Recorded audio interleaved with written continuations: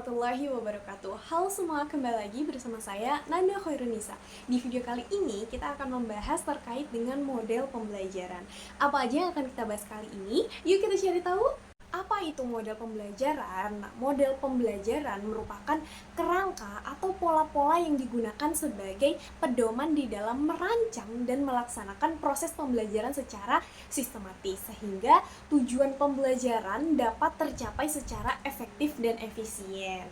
Nah, jadi model pembelajaran itu bisa dikatakan atau bisa kita pahami sebagai cara-cara atau pola-pola di dalam mengatur proses belajar di kelas.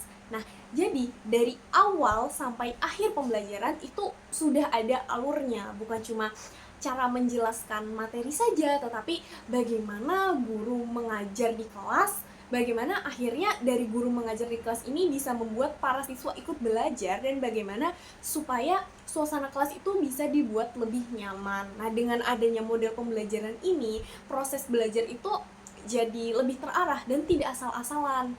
Guru pun juga lebih mudah menyampaikan materi dan akhirnya siswa lebih mudah memahami materi yang diberikan. Nah, model pembelajaran ini membantu para siswa itu belajar jadi lebih efektif. Nah, model pembelajaran itu tadi terbagi menjadi beberapa kelompok atau beberapa klasifikasi. Yang pertama ada model interaksi sosial. Model ini fokus pada hubungan antar siswa. Nah, jadi pembelajarannya itu biasanya dilakukan dalam bentuk diskusi-diskusi dan kerja kelompok atau kegiatan-kegiatan yang mengandung kebersamaan. Tujuannya apa? Jadi tujuannya bukan hanya siswa ini paham materi yang diberikan, tetapi juga supaya mereka bisa belajar bekerja sama, saling menghargai pendapat yang ada, dan mampu berkomunikasi dengan baik. Jadi para siswa ini bukan hanya diharapkan pintar secara akademik, tetapi juga berkembang secara sosialnya. Yang kedua ada model pemrosesan informasi. Nah, model ini berfokus pada bagaimana siswa ini menerima dan memahami materi yang diberikan. Jadi siswa itu diajak untuk berpikir, mengingat, dan mengolah informasi yang diterima. Jadi model ini digunakan untuk melatih kemampuan berpikir, seperti memahami konsep, menganalisa, bahkan menyelesaikan masalah-masalah. Jadi para siswa itu bukan hanya mendengar, tapi mereka benar-benar memahami materi yang diberikan. Yang ketiga ada model personal. Jadi karena personal, model ini lebih fokus kepada perkembangan diri siswa. Misalnya seperti membangun rasa percaya diri, mengenali diri sendiri, dan mengelola emosi. Jadi pembelajaran ini tidak hanya tentang pelajaran saja, tetapi juga tentang perkembangan kepribadian dari dalam diri siswa.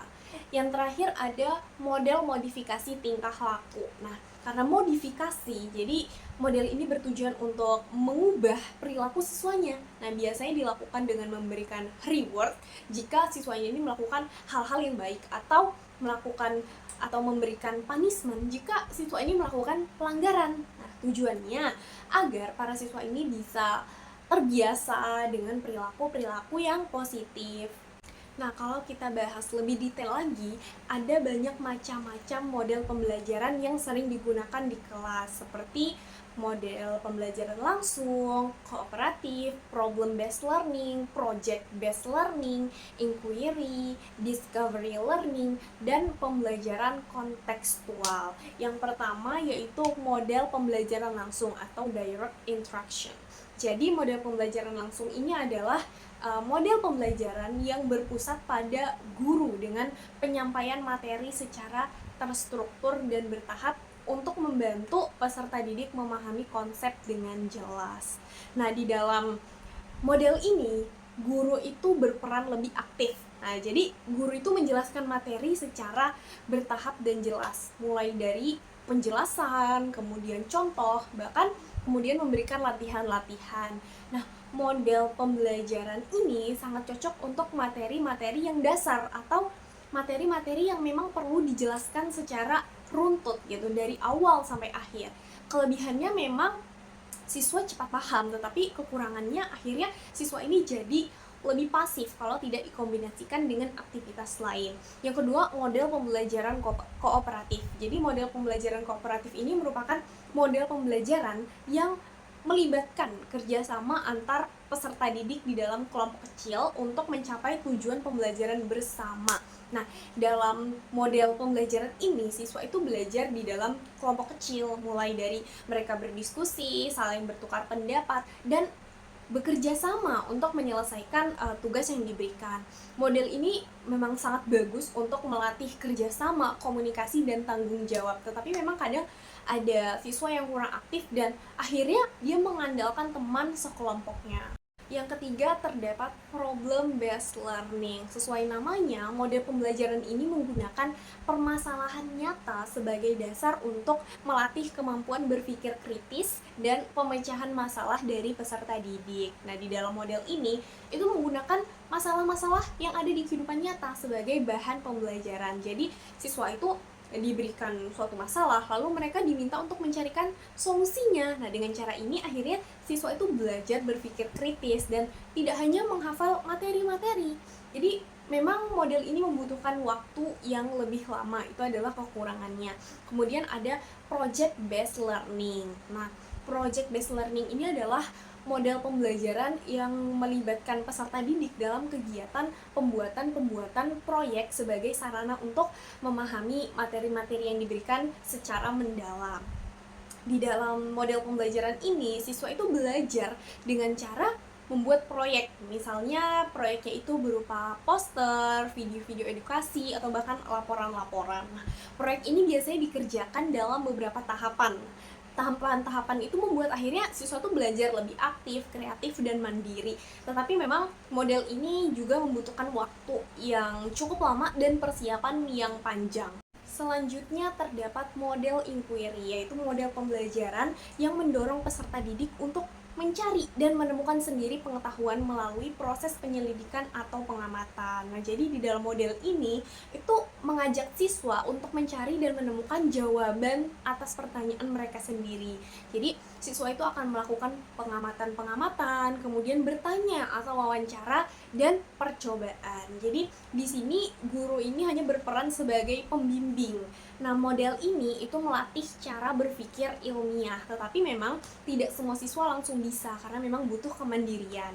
Selanjutnya terdapat discovery learning, yaitu pembelajaran yang menekankan pada proses penemuan konsep oleh peserta didik melalui data atau informasi yang diberikan. Jadi model ini kurang lebih hampir sama dengan inquiry, model yang sebelumnya tadi, tetapi fokusnya lebih kepada menemukan konsep. Jadi siswa itu diberikan contoh atau diberikan data, lalu mereka diminta untuk menarik kesimpulan sendiri. Jadi siswa itu benar-benar menemukan sendiri pengetahuannya, bukan hanya menerima pengetahuan itu dari guru. Yang terakhir terdapat model pembelajaran kontekstual. Jadi model pembelajaran kontekstual ini adalah model pembelajaran yang mengaitkan antara materi pembelajaran dengan kehidupan nyata dari peserta didik. Nah, jadi dengan dikaitkan dengan kehidupan nyata, pembelajaran itu akan menjadi lebih mudah dipahami karena dikaitkan dengan kehidupan sehari-hari. Jadi para siswa itu merasa dekat dengan pengalaman-pengalaman mereka sehari-hari. Jadi di model pembelajaran ini, pembelajaran jadi lebih menarik dan tidak terasa membosankan bagi para siswa. Jadi intinya, model pembelajaran itu sangat penting dalam proses belajar karena menentukan bagaimana materi bisa dipahami dengan baik oleh siswa. Kalau model yang digunakan tepat, belajar itu akan jadi lebih efektif, lebih menarik, dan tidak membosankan. Nah, sampai sini dulu video kali ini. Terima kasih sudah menyimak sampai akhir. Sampai jumpa di video selanjutnya. Wassalamualaikum warahmatullahi wabarakatuh.